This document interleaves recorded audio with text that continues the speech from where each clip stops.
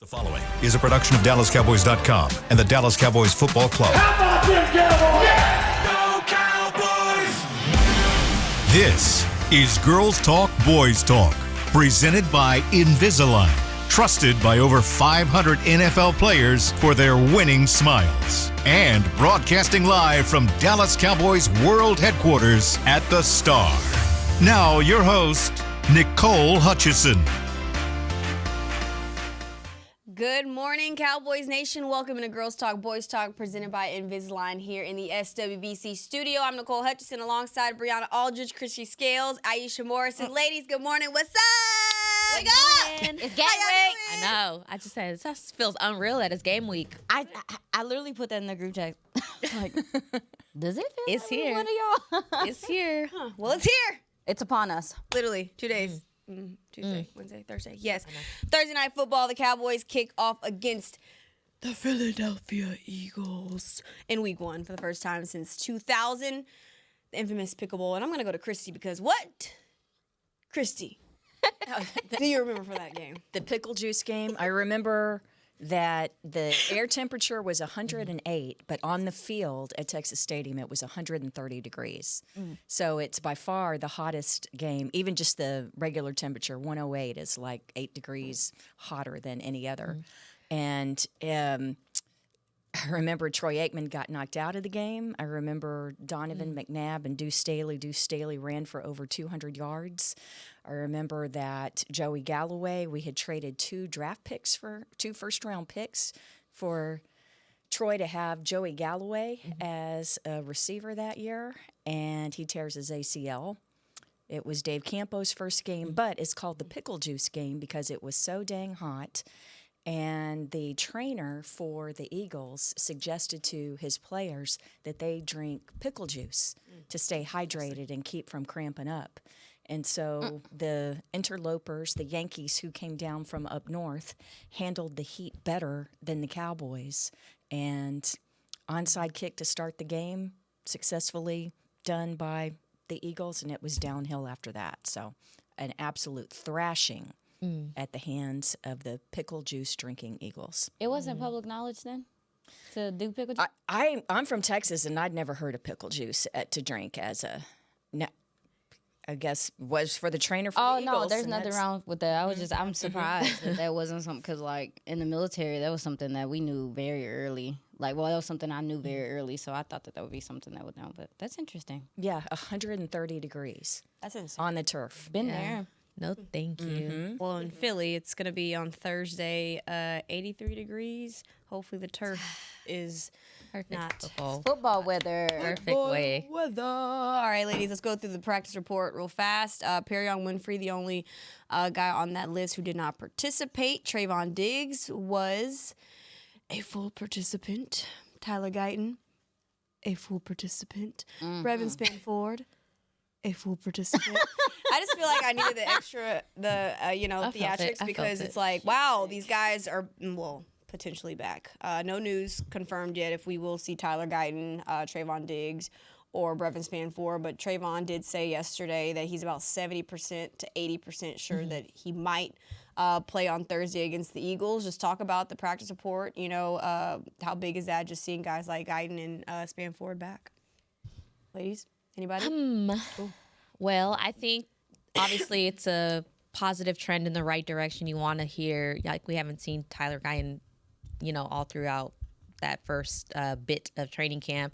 Of course, Trayvon Diggs having the season and injuring. I think those are the two that stand out. Brevin Spanford was in a boot just a couple weeks ago, so all those things are great. But I think, unfortunately for this team, going into week 1, like, even if they do hit the field, it's going to take some time for them to get to where they need to be. So as much as I want to see Trayvon Diggs, I want him to take his time to get back onto the field, because that is a group that I think will desperately need him when you're getting deeper into the season. I'd rather see a healthy Trayvon Diggs end of, week 4 or 5 when we're getting into that mix, rather than just trying to force it to get in the Eagles and then we run everybody down and now our practice report is longer than what we got right now. So definitely glad to see those guys trending. But like I said, I just feel like there's just so many unknowns. Like, because when you don't play your starters in the preseason and now you're going against the Philadelphia Eagles in week 1 on the road, I just think there's just so much. I don't know. I just can't see everything just starting off in bliss, especially when this is a team, when you're talking about offensively, who kind of trends to coming off to slow starts.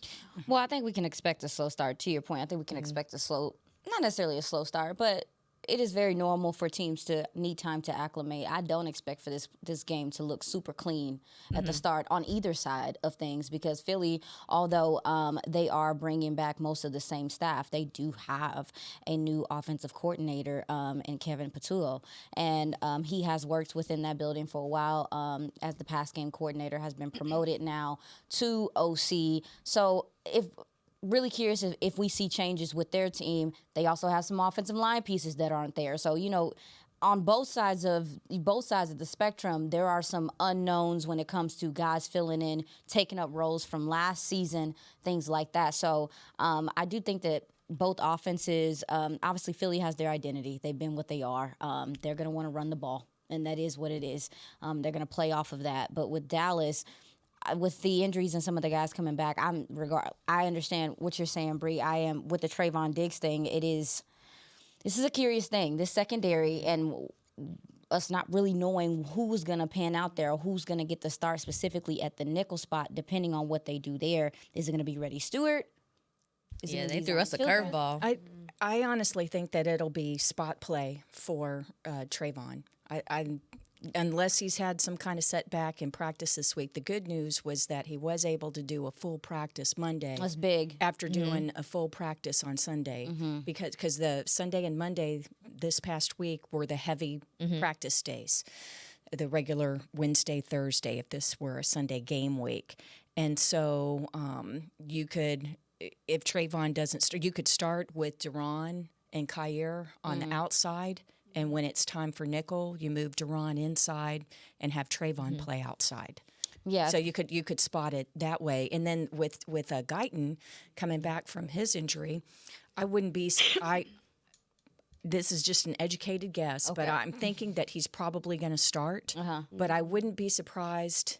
I know previous regimes, coaching staffs would have probably approached it where they might give Nate Thomas a couple of series in the game, right? So I'll be interested to see if this current staff takes that same approach. So, it's kind of Guyton out there to start, but then giving Thomas some work and giving Tyler a little bit of a break, and maybe not expecting him to have hopefully 65 to 70 plays on offense if the Cowboys can control the ball that much. But I wouldn't be surprised if Thomas gets a couple of series. How y'all feel about that? How do y'all feel about the idea of there being, obviously it makes sense because of the snap count and having to kind of integrate guys in, but how do you guys feel about a rotation almost, as they're trying to slow play guys? Are you guys comfortable with that? Well, it's not normal for offensive line, right? I mean, it's usually your 5 guys and you stay there, but because of the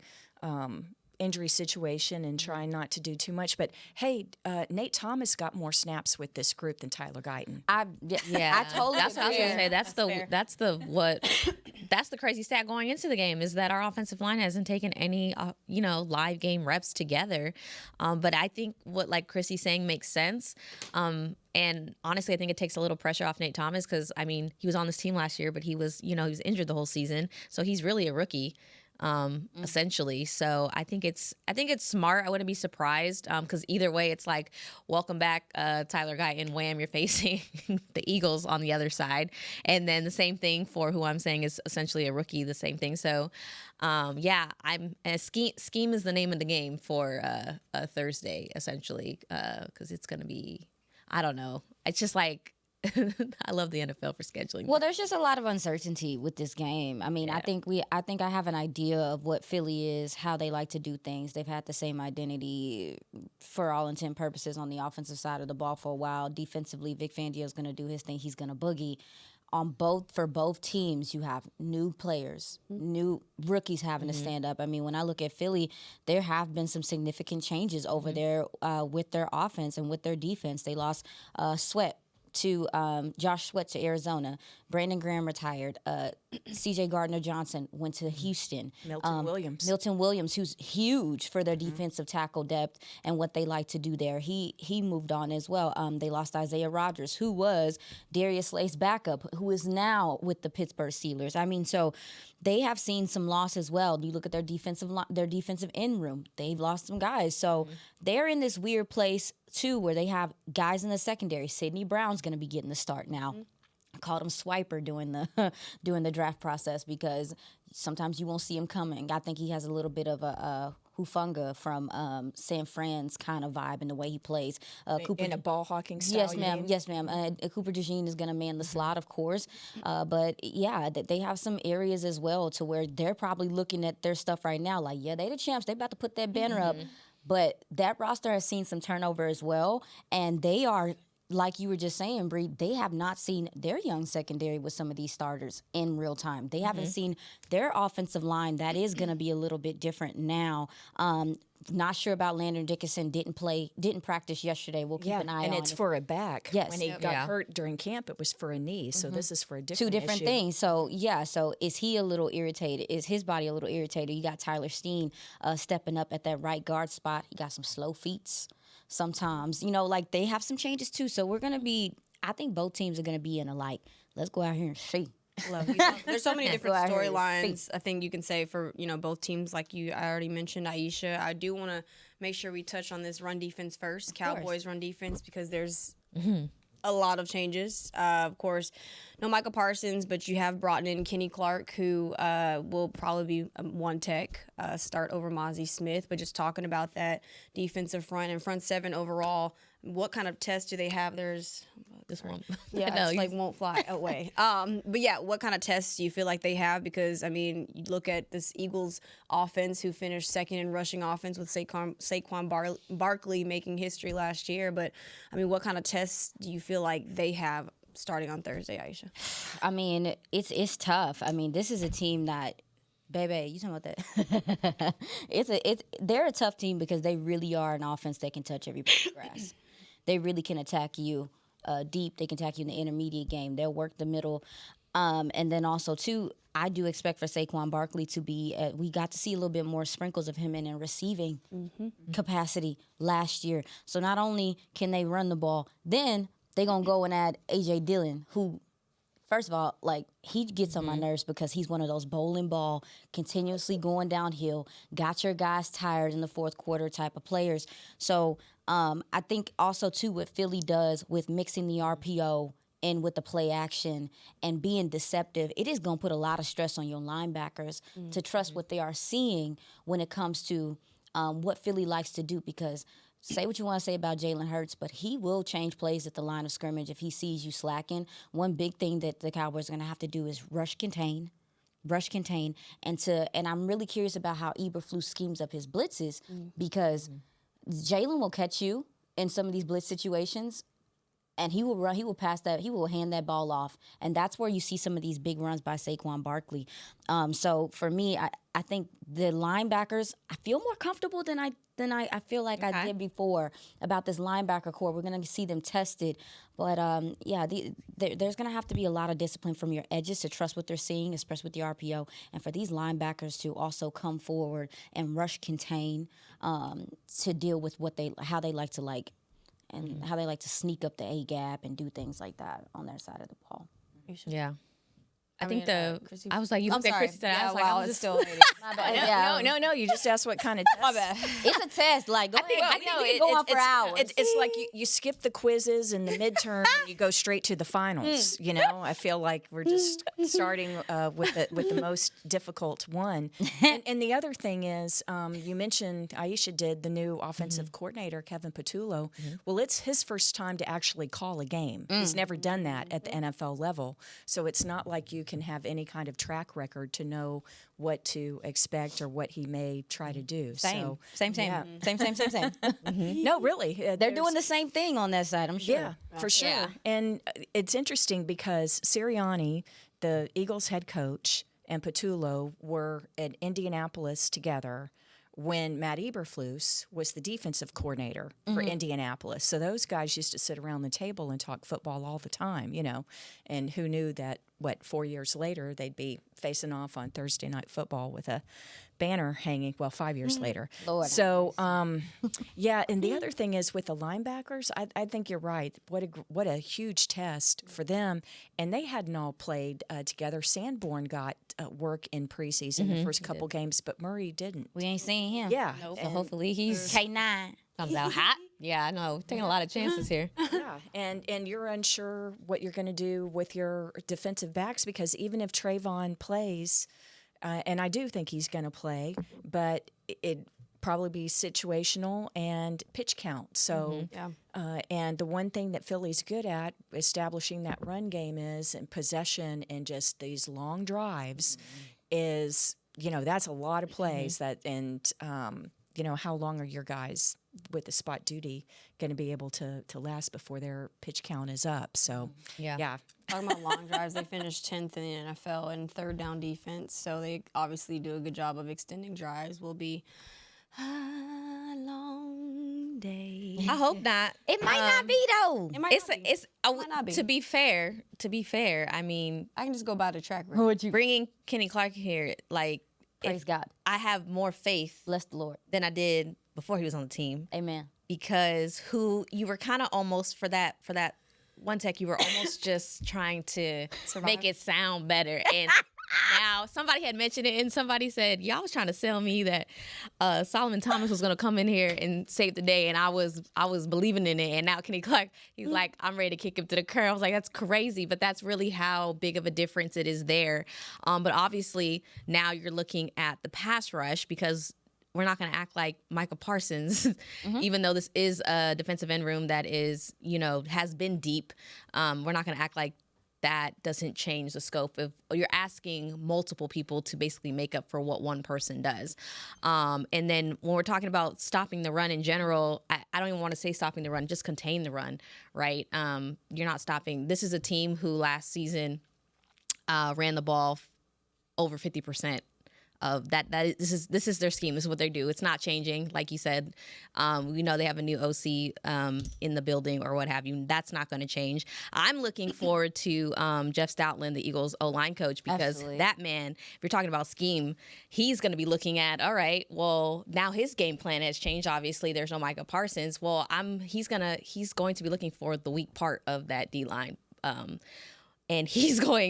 that's going to be a test for Aaron Wycon. So that's really what I'm looking at when we're talking about coaches, things like that, because that is the key of their run game. You mentioned long runs, Saquon Barkley last season, 7 runs over 60 yards. I hope he doesn't warm up on us that way, right? I hope he saves those for other teams.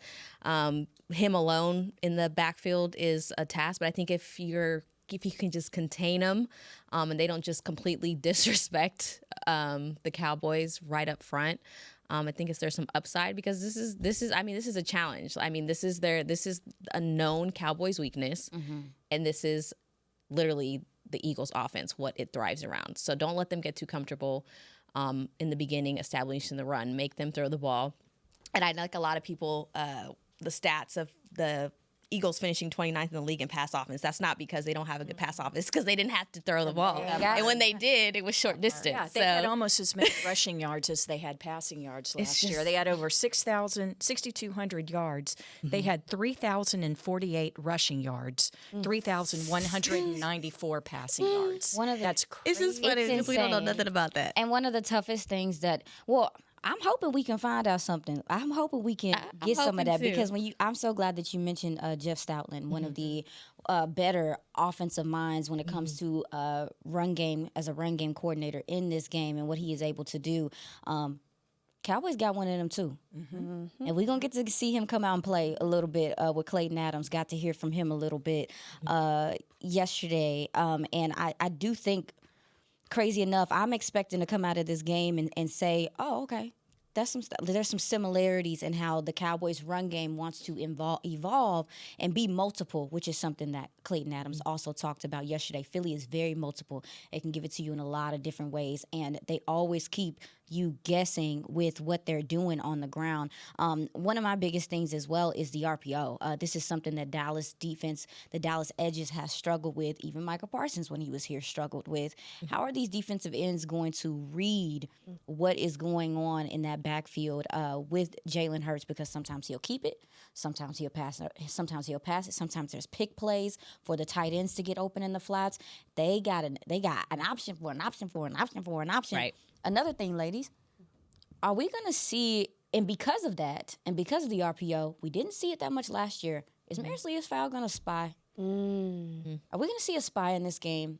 Because I do believe that it might be conducive to do that with the Jalen Hurts and how he escapes and how he can hurt you with your legs. Is that something? That's something I'm keeping my eye out. Does it have to be Leas-Fowl out there? Could you do that with Donna? You could do it with a safety. You could do it with a safety, or you could do it with a linebacker. I will say that I feel like for how they, man, Jalen Hurts is a big boy. He's built like a running back. Yeah, he is. He's a big dude. Not saying that the safeties can't handle it, but I'm really curious to see if Eberflus does decide to go with having a spy in this game, because that's one of the biggest things about Philly, that when you look at what they're capable of doing, especially in the short yardage situations like you ladies were talking about, man, if they get in third and short, baby, you might as well just, at this point, the officials need to just give them a first down.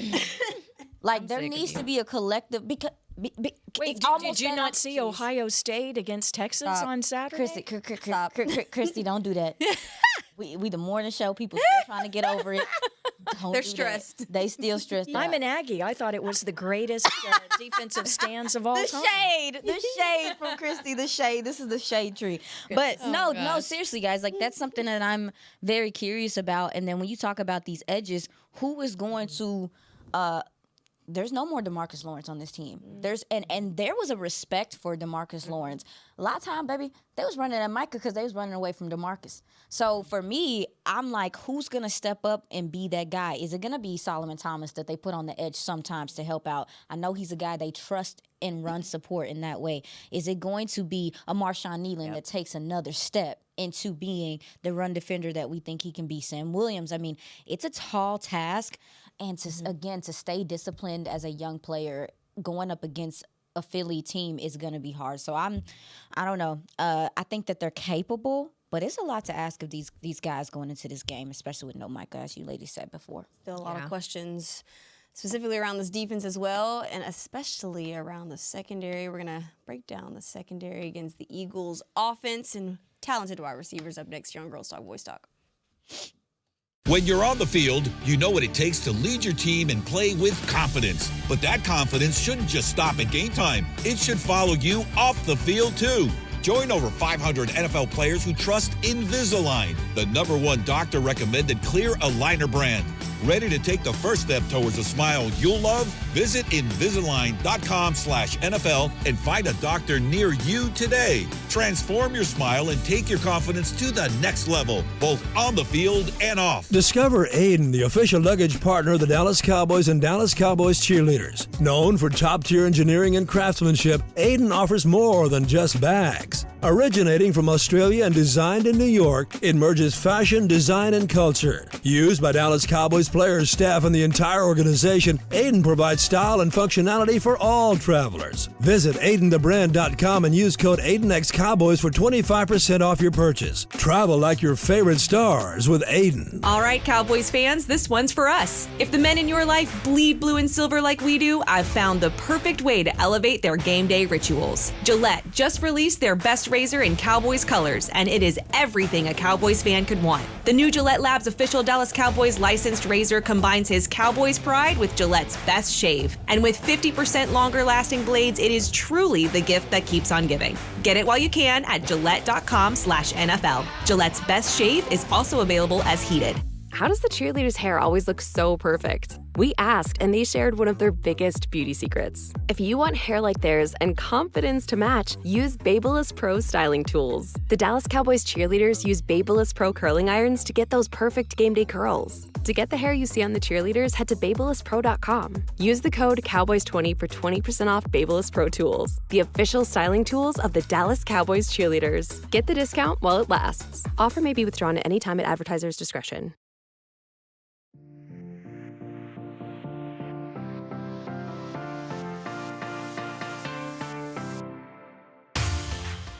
Welcome back into Girls Talk, Boys Talk, presented by Invisalign here in the SW Wake up! studio. Wait. Let's go. Dang, I was just finna do it. Game week. Crazy. Wake up! Fast enough. It's game week. I didn't. Wake up! I'm trying to feel it in my bones. It's wild. We're on a plane tomorrow. You don't feel it right now? I don't feel it yet. It hasn't. crazy. I don't understand. Did y'all hear who's doing the national anthem? Who doing it? before the game? Boys to Men.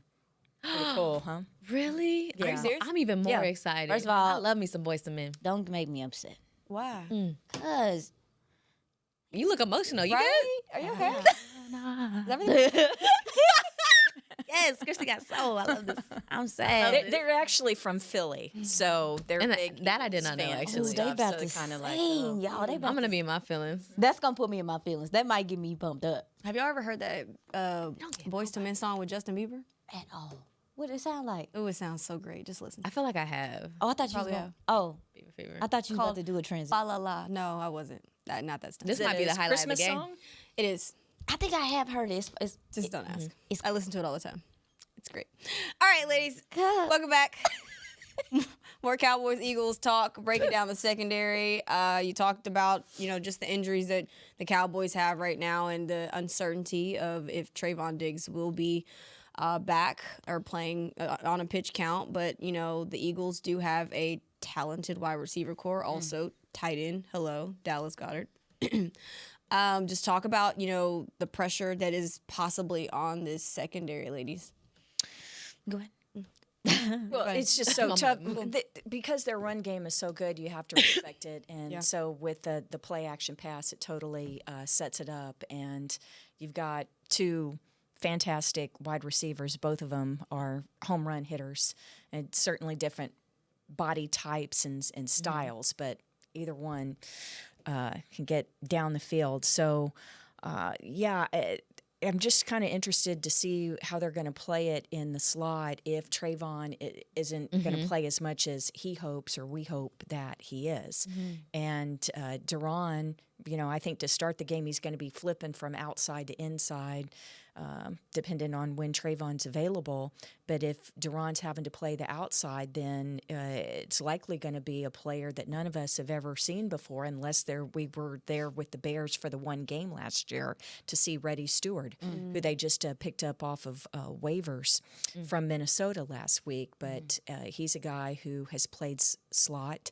And his one NFL career game came with Chicago 2 years ago when Eberflus was, last year when Eberflus was still with the Bears. So, that's what has me concerned because their receivers are multiple. They can move them around and they can try and create those mismatches in the slot.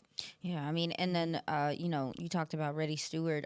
Listening to Eberflus, it sounds like he considers him kind of like a plug-and-play guy. He's another gentleman that understands his scheme, understands what he is asking for.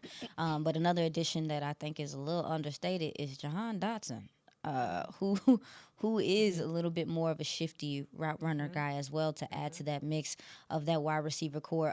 Nicole, I thought it was great that you mentioned Dallas Goedert. He spent a lot of last year injured, and they felt the impact of him not being on that field because he does benefit from, the guys they have on the outside and A.J. Brown and Devontae Smith. But he also is a guy that they focus on. Yep. This guy does tight end screens. He's a huge part of their blocking game as well. And so getting him back, I think, makes a difference. Really curious to see how Eberflus decides to what he feels like is the most important. Because just like we're talking about George Pickens and CeeDee Lamb and Jake Ferguson, Philly is talking about the same thing. They're going to, we'll see very early on if they're going to, who they're going to look like, who they're going to look at as most important. Also, too, how early are they going to test Trayvon if he's out there? Because they're going to. Oh, brother, you feeling all right? How you feeling? Let me see. You said you feeling all right. Let me see. Well, we're going to see. So I think that's something to keep an eye out on. So I believe that it's going to be important for this Dallas pass rush who we've been talking about and hoping to see some things from that they get after it to give their secondary a chance. And I also, too, I believe that Eberflus, I wonder what he's going to do on the back end. If he's going to disguise some looks, is he going to try to slip he's going to try to slip up Jalen Hurts because, again, I think Jalen Hurts doesn't get enough credit for how he's involved as a quarterback and some of the decisions he can make at the line of scrimmage. They give him more freedom than what people think when you are looking at him. And can you trip up this guy? Can you have him make some mistakes? Can the Dallas defense force some turnovers? I mean, we'll see. But, yeah, that's the secondary. It's just also tied together because we're about it. talking about stopping the pass, but it's so tied to the run because you need to have them in second and third and long. You can't be giving up 4, 5, 6 yards on the ground. They average 4.9 yards a carry. You've got to get them in longer down and distances, or you're going to get eaten up, right? Which is another part of that is tackling. Because a lot of their offense, their receivers, yards after catch is something that they take advantage of as well. So it's going to be important for the Dallas defense to also tackle well in this game because this is a team that is, to me, is a momentum-based team. Yeah. And once they get on you, And they're at home field. They're hyped up. They just got their banner come down. Like, it's going to be everything that you don't want in game one. The NFL knew what they were doing when they put this schedule together. But I agree 100% with what Christy said. You know, it really depends, like, up front. Like, if you think about it, I mean, this was a scheme where you had confident that you could rush with 4 with Micah Parsons. And the reality is, well, now how does that look? Do you like how many more people, like who's coming down to help? That creates one-on-ones in other places. And unfortunately right now the secondary is a little bit of, that's the most, I'm not gonna call it the weaker spot, but it's the unknown spot. There's a lot of unproven talent. Even, you know, the Kairs, the training camp, you know, stories, it's still unproven talent when we're talking about live game actions. And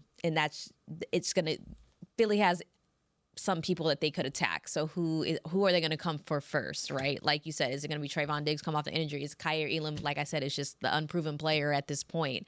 Deron Bland, shout out to him. He got paid. He got his extension. I think it's well-deserved, and I think it's a little bit of an ease for this group because you don't know what the future looks like, but I think that might the motivation or that he might need for this group because I think it's well known that he prefers to be on the outside.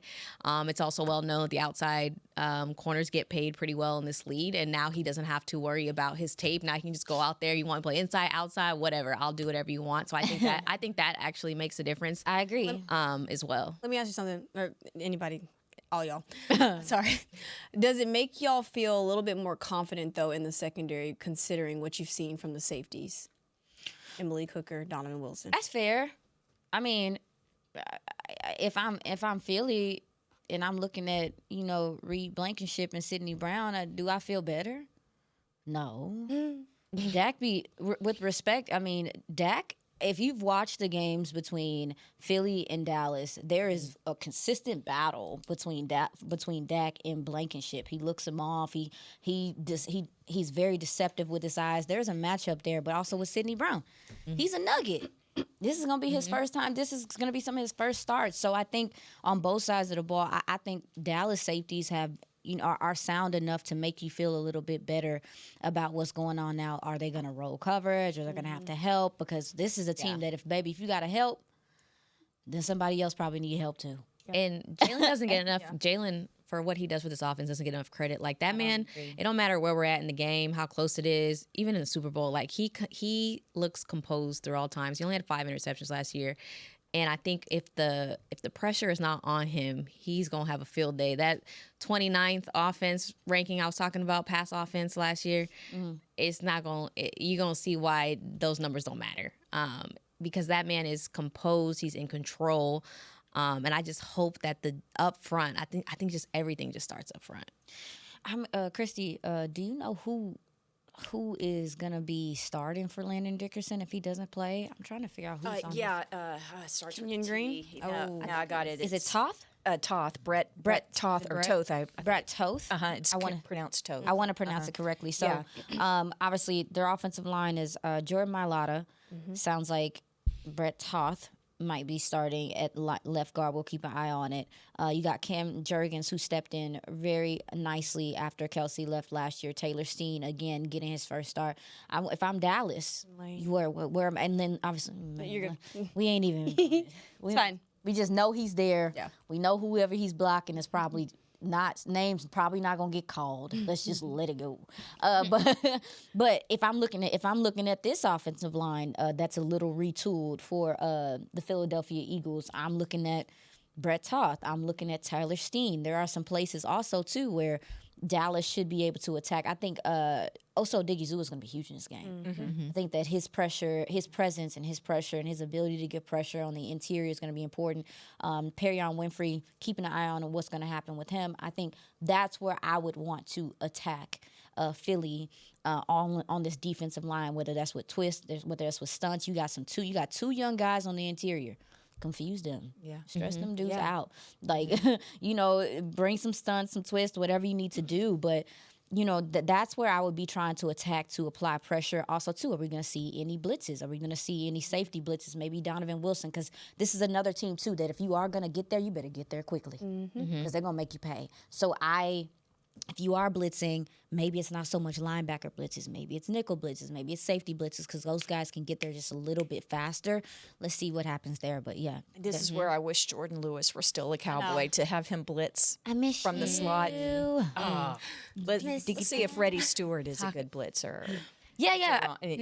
Yeah. That might be something that we see. It might be something that's necessary. But, yeah, this Philly – I've kept my ears low to the ground with some of the Philly folks, and they are a bit about some of the stuff going on in their offensive line. The one guy, Steen, so Mekhi Becton, yes. They didn't bring him back. He left in free agency and got a pretty decent contract with the Chargers. But this guy, Steen, he still had like over 350 snaps last year. Yes, he did. So it's not like he's totally green and getting thrown out there. But if Toth is over on the other side, then, that would be two younger, less experienced guys in the interior in place of two veterans who've been through it all before. Well, I hope this defensive line. He said, I hope. Well, I hope. No, I'm serious. I hope this defensive line makes this offensive line from the Eagles pay because did y'all see where Jordan, is it Mailata? Mailata. What is it? Oh. He said, sigh of relief. Yeah. That Michael Parsons ain't there no more. Well, that's I'm not like too. that. Yeah, everybody gonna say that. To be honest, but still, yeah. I don't like that. I have a love-hate relationship with my Lotta because I be liking how he be singing them Christmas songs. He can sing. He's a great singer. They be doing Maybe jingles and stuff. he should go out there with Boys to Men. Of course, he's Australian, so does he know the words? Get away from better not mess up Boys to Men, Mike. Christy, please, for the. But no, it's weird because I'm gonna ask you, ladies. Coming into the season, we were talking about the edge room, and we was like, "Come on, edge room." Yeah, I was acting funny. Do you still feel heavy, feel like that about the edge room, or do you feel like you got to see it? Do you feel less maybe not less confident, but just not as big in your chest? Do I feel less confident that one of the top 3 defensive Bye, players in Chris. the league is? All right. I'm just being real. That's of fact. course, I'm less confident. Yeah. in overall production. But am I confident that Dante Fowler is going to have a good season? And Right. can, is he going to have, what did he have, 13 and a half last year for Washington? You gotta- Don't yeah. know that he's going to match that necessarily, 12 and a half. But, Yeah. no, really. Yeah. It's a lot of everybody has to do a little more now. So it's not necessarily I'm not doing the hair flip when I see the defensive end like I was before. Like Chrissy said, this is one of the best, if not the best player in that position group, and he is gone. So that is gone. So everything, literally everything changes. When Micah hasn't been practicing, all we talked about was this is a defense that's built around him, and you just took that piece. Now, I will say we don't know what's happening closed doors. Obviously, it came to our attention. We saw the things trending the last week or so, but Eberflus might have been just planning ahead this whole time without Micah. I would have. I would have, because even when they were talking to him in the presser and they were asking, what does it feel like? What is it? And again, respect to our beat, but asking is it how is it, not having Micah? I haven't had him. Baby, I ain't never had him before. I never had it. I'm trying to see what that like. He's never experienced using Micah Parsons within this defense, and because he was not present at camp, Yeah. looking back at it, maybe they have been doing. You got to. You can't just. You can't wait for a guy to be there. So that might pay dividends for them to already have some planning in place, and guys have their assignments and have packages already designed for some of these guys like Izaraku, like Oso Digizua, like a Dante Fowler. These guys. So for me, I don't know. I do think that might be a big portion of it. Is like we might be panicking, but they might be like we already was ready for it. Yeah. No, I think Thursday could be a real coming out party for Sam Williams. I agree. Oh, he's so pumped. He is so pumped. He's like, but the one thing you got to kind of tamp him down a little bit. Like, come on, man, got to tamp him down. But the thing, that the skill is there. We saw it from before he hurt his knee last year. It's there, but the consistency and to be able to do it through a full 18-week season, including the bye, that's going to be the issue for Sam. He was in the locker room where you ladies, I'm sure y'all was in there, but he was like, I'm excited, but I'm being patient. Yeah. He kept correcting himself. He kept saying like, I'm so excited, but I'll be unleashed. But I want to. Don't forget about all that patience. He's like, but nah, I ain't This is trying the to same get man that was barking in training camp. That's why well, I live for him. I will bark say. like you want it. But yeah, I just. But no, he's a huge factor to this puzzle as well. I think Sam Williams and Marshawn Nealon are the ones. Like we know James Houston gonna get after it, but Sam Williams and Marshawn Nealon, if they can give you some pass rush, that's going to be huge going into the rest of the season. So the success of this defense starts up front. But also the success of the Cowboys in general starts with the chess matches that they plan to hopefully win with Shoddy and Matt Eberflus. We're going to break that down in our last segment of Girls Talk Boys Talk. Cowboys fans, when it comes to navigating the ever-changing world of tax, your business needs a partner it can trust to tackle even your biggest tax challenges. Ryan is the largest firm in the world dedicated exclusively to business taxes. Our team of tax professionals has local expertise in all areas of tax and can help you uncover savings opportunities you didn't know you had. Learn more about how Ryan can improve your overall corporate tax performance by visiting Ryan.com. Ryan, the official tax partner of the Dallas Cowboys. When you're on the field, you know what it takes to lead your team and play with confidence. But that confidence shouldn't just stop at game time. It should follow you off the field, too. Join over 500 NFL players who trust Invisalign, the #1 doctor-recommended clear aligner brand. Ready to take the first step towards a smile you'll love? Visit Invisalign.com/NFL and find a doctor near you today. Transform your smile and take your confidence to the next level, both on the field and off. Discover Aiden, the official luggage partner of the Dallas Cowboys and Dallas Cowboys cheerleaders. Known for top-tier engineering and craftsmanship, Aiden offers more than just bags. Originating from Australia and designed in New York, it merges fashion, design, and culture. Used by Dallas Cowboys players, staff, and the entire organization, Aiden provides style and functionality for all travelers. Visit AidenTheBrand.com and use code AidenXCowboys for 25% off your purchase. Travel like your favorite stars with Aiden.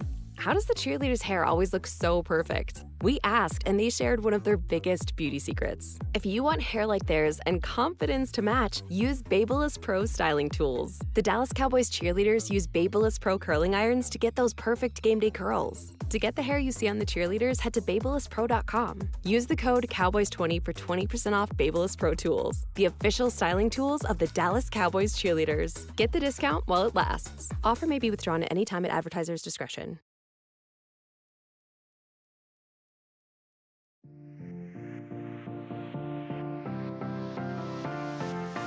Welcome back in the Girls Talk Boys Talk presented by Invisalign here in the SWBC studio. We're about to wrap up the show, but first, wake up! Wake up! Goodbye. Y'all know what time it is. Y'all are sick. Brianna Aldridge, Chrissy Skills, Aisha Morrison. Ladies, real fast, there's a chess match that will be happening Thursday night in Philly. Shoddy, you got Vic Fangio, Patullo, Matt Eberflus. Which one has the bigger task? I think it's Shoddy because you have to establish the run, and that's a big question mark for the Cowboys right now. That's the strength for the Eagles on offense. So, yeah, I think you want to establish the run so that you're not dropping Dak back the whole time. Fangio's great at adapting at things on the fly, arguably the best in the league at that. So, yeah, let's get things going on the ground and make life easier for Dak. I agree. Schottenheimer, if you turn on TV right now, it's Schottenheimer's first game as a head coach. And everything he was saying in the preseason, keeping it vanilla, the advantage of, no one really ever seeing what this team can do under him. Like, this is the advantage. Okay, well, now you've been saying this, why we've been kind of like sitting here like this for the whole preseason. Now I feel like show us what you've been talking about. And then you got to think about on the other side, head coach of the Eagles, Nick Sirianni, he's proven himself. Like, he's good to go. So now I think all eyes are, okay, what is this new head coach going to do for this team who's coming off a 7-win season, whose offense was very plateau. He has all the weapons. So offensively, at least, there's really no excuse why I can't get up and running. So Aisha? Yeah, for me, it's going to be obviously the same thing as you ladies said. I think it's going to the biggest task is going to be for a Brian Schottenheimer. Man, listen, one thing about Philly and Fangio, one thing I love about Fangio, he like, hey, either you can do it or you can't, and we're gonna do it. And they're not going to do anything fancy schmancy. You even heard some of the players talk about it. Like, they're not going to do a whole bunch of disguising and stuff. They're going to play you straight up. And they're going to put those two safeties up there, and they're going to tell you to beat it. Or they're going to tell you that you have to methodically go down the field and not have penalties, not make mistakes, not mess up. And if you do, they're going to take the ball away too. So, for me, I do think it's with Schottenheimer, he's a new play caller, new head coach. Patience. This system that Fangio runs requires patience. And also, too, taking advantage when you can. I heard yesterday listening to George Pickens talk about finding our spots, finding our soft spots. And to me, that resonates as they are going to run the ball to keep them honest. But boy, if I'm looking at this secondary, and they should be thinking the same thing Philly thinking about you. Should be trying to attack this secondary because there's some young guys. They have some other stuff going on. They're going to try to make you keep everything in front of you. They're going to try to keep everything in front of them. And so how can they manipulate I think Jake Ferguson's going to be huge in this game, attacking the middle of the field. I see a guy like Turpin being somebody that can break that shell. So to me, they're either going to have to take their spots, be explosive when they can, be patient, try to sustain drives. How do the Cowboys handle penalties this year? That's a big start. So for me, it's the play caller. It's the play caller trying to get through this. And this Philly defense carried the Philly offense for a portion of the season last year. They have the ability to do that. That's how good they are. If you can score some points on these folks, I think it'll help you on the other side. All right, ladies, it is a 8:20 Eastern kick, Boom, boom. 7:20 Central Time, and Lincoln Financial Field should be a lot of fun. For Thursday Night Football, the Cowboys kicking off against the Philadelphia Eagles. That's a wrap, though, for today's show. Nicole Hutchison, Brianna Aldridge, Christy Scales, Aisha Morrison. We'll see y'all back here next week. Friday. Wow. Friday morning. She could do it. Hopefully, Yeah, we'll just dub. come straight from the plane. I know. Straight here. Hopefully with a dub. Bye. This has been a production of DallasCowboys.com and the Dallas Cowboys Football Club. How about this, Cowboys? Yeah!